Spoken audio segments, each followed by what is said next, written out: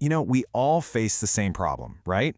We have this endless list of things to do, and the world is just full of digital noise pulling us in a million directions. So today, we're going to look at two super different ways to solve this, starting with a simple notebook and going all the way inside the giants of big tech. Okay, seriously, you know this feeling.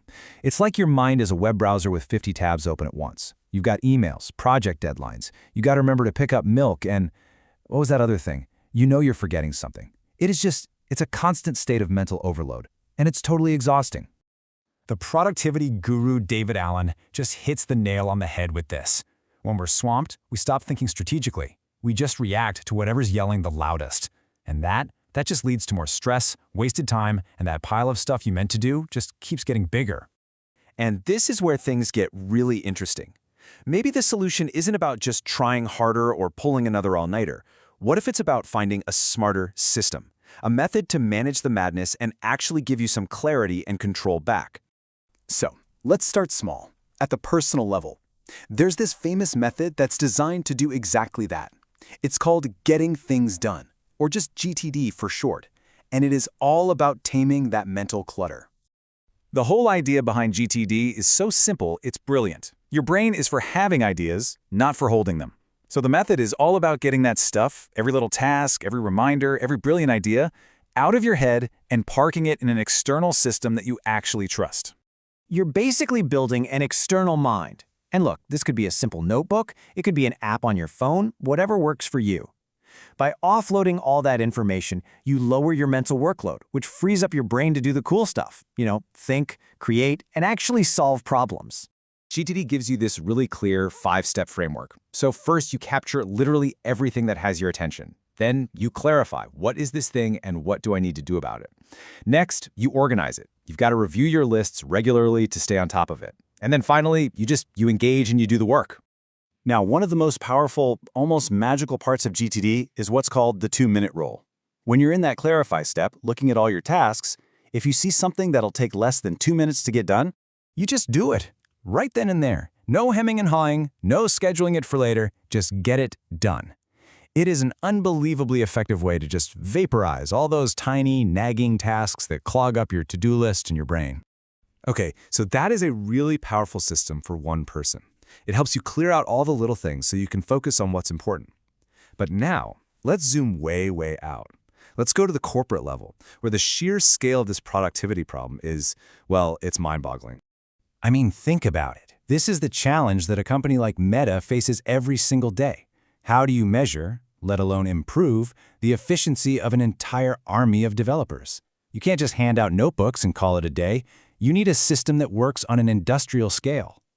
For years and years, the tech industry tried to measure this stuff with some really flawed ideas. They would count the lines of code an engineer wrote, or how many changes they made. But that tells you basically nothing about how hard the problem was or how good the solution is. These metrics are super easy to game, and they just don't capture the real effort. So to fix this, engineers at Meta built a totally new metric. It's a precise, data-driven approach they call diff authoring time. The easiest way to think about it? It's like a stopwatch, but specifically for writing code. Now, the key word here is active time. A diff, if you're not familiar, is just a single self-contained change to the code. So DAFUD is like this hyper-intelligent stopwatch that only runs when a developer is physically typing, debugging, and working on that specific change inside their coding software. And this is what makes it so precise. By pulling data straight from the development tools, DAT can isolate the actual time spent coding from, well, everything else. If you're in a meeting, the clock is stopped. Grabbing a coffee? Stopped. Check an email? Stopped. It is purely focused on the act of creating code. So why is this such a game changer?